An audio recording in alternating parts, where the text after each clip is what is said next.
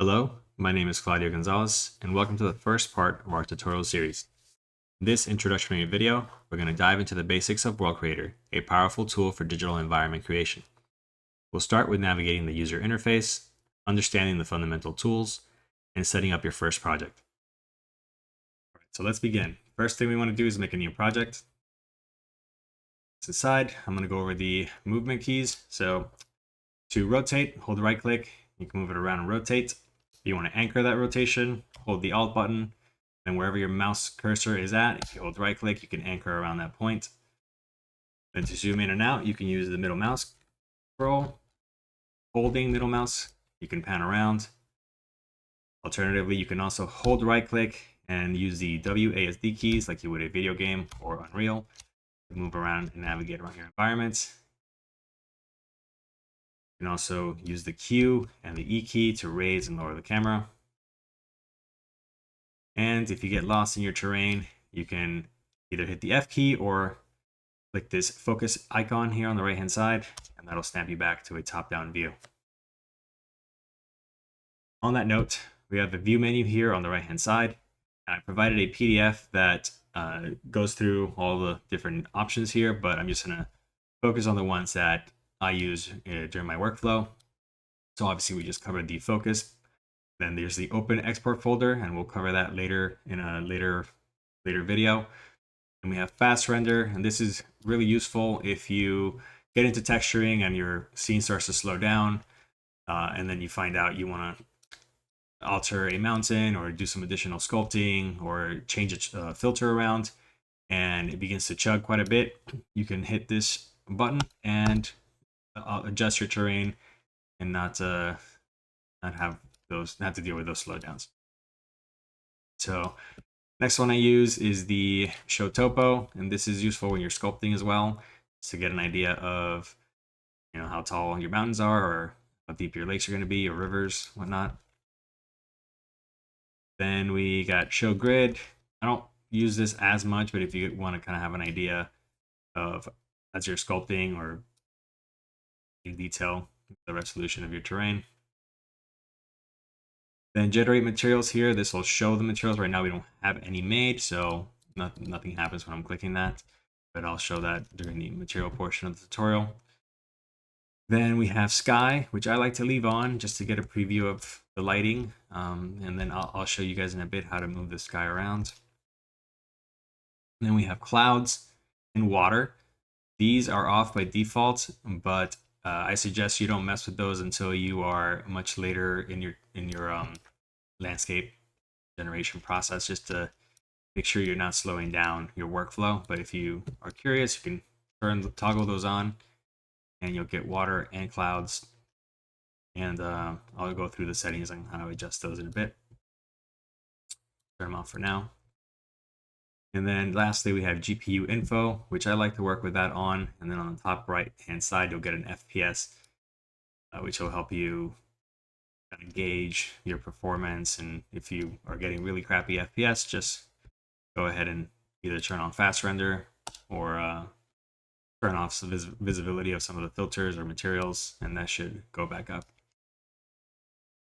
All right, so that covers the view menu options that I use. So let's go ahead and start by setting our project or saving our project. So on the top right, we have the file menu options here. You want to go ahead and go to the save as button here, click that. And for project type, we want to scroll down and select folder. Then here you want to name your project. I'll name it First Rain. Hit save. And now you want to navigate to your folder where you're saving your work. In my case, I made a World Creator folder on the desktop. So select that, and I already have it saved, so I won't save it again, but you'll see that it makes it sets up your folder structure wherever you select your file to be saved. Cancel for now since we have that in there. If you want to launch a project once you have it open, hit load. It'll ask if you want to save. In this case, I'll say no. And I'll go ahead and open that terrain that I saved earlier. Additionally, you have a couple of options here. You have screenshot, which you can click and it'll take a screenshot of your terrain and it'll save it to your user directory. So if you go to wherever your pictures are saved, you'll have a screenshot folder there. Then you have a sync icon, and this is utilized for the bridge options that Well Creator provides. That's a quick way to get your environment into either Blender or Unreal or your software of choice, depending on what bridge options they have. I think they have a few new ones that are worth exploring, but I'm not going to cover that in this part of the video because we're going to be doing our export manually, because I prefer it so I can have more control as to how I'm rebuilding that. Let's see what else we got here. All right, so let me go over some of the fundamental tools that I like to turn on and settings I like to turn on before we get into the design and sculpting of the terrain. So these menu options here, they are called the design panel. So we want to expand the options, and you'll see that you have some options you can play with here. So application, this is if you want to scale your user interface. You can also change where your temp directory is at. I'm going to leave it default. You can always click the open export folder and grab whatever you need from there. And on controls, you can change the movement speed of your camera or the rotation speed of your camera. I like to leave it default. Then generator, I don't really mess with these settings here, but you're welcome to explore. Same thing with the graphics. I don't really mess with this very much, but you're more than welcome to change the color of your terrain grid or whatnot.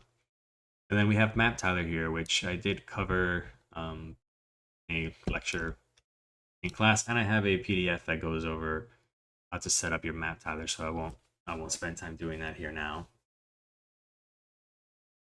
Then under scene, we have a few additional options that we can play with.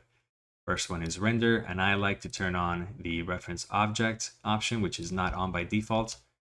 And if you want to see how that works, zoom into your terrain, and if you hit M, wherever your mouse cursor is at, you'll bring a scale bot in.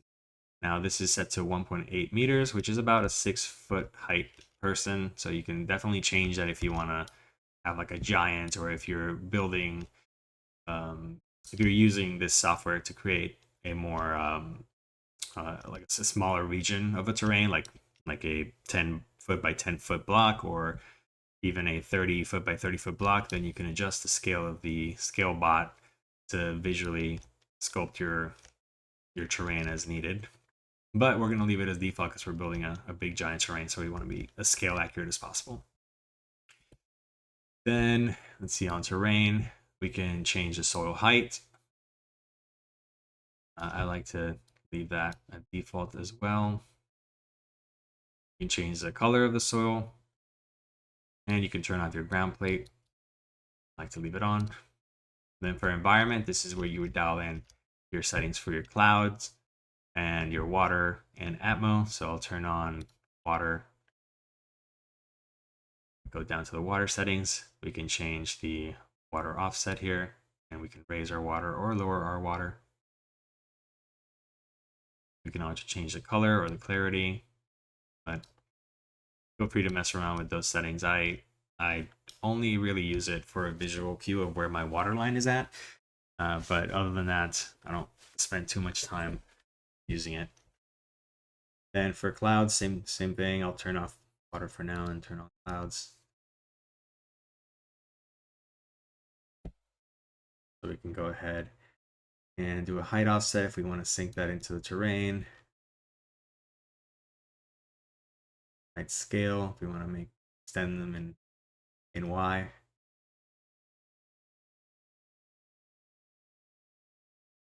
And again, I won't spend too much time covering that because you can definitely play with the different sliders and see, get a result you like, because this is really only utilized for prevising or getting a reference for your project.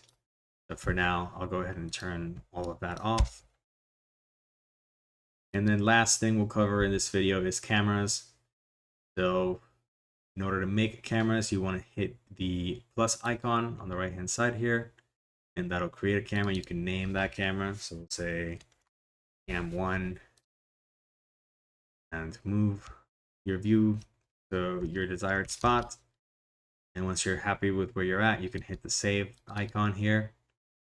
And you can move around to a different location. Go ahead and make a second camera. Call it Cam2. Hit save on that as well. And then we'll go ahead and snap to the top. Now, if we want to go ahead and snap to those cameras, you can either click the camera name, or alternatively, you can hit 1 or 2 or whatever number on your keypad, and it'll just snap to the same order as you created these cameras. That's why I like to use 1 and 2 in the name. So I know if I hit 1, that's going to Cam1, 2, that's going to Cam2, and you can make as many as you like. I recommend you make a camera based on the project that you're working on, so you can have some consistency. That's it for now. The presets, just to talk a little bit about this, we're not really going to mess with them, but if you wanted to add your own brushes to Wealth Creator, you can see here right now, these are the default brushes that ship with Wealth Creator. I haven't found the need to add any custom brushes, but I'll show where that's at a later video. But this pretty much shows you what's already preloaded with the software. And then we got export here, which we'll cover at a later video. And terrain is where you'll be spending the bulk of your time, and that's what we'll get into on the next section of this tutorial series. Thank you, and I'll see you on the next one.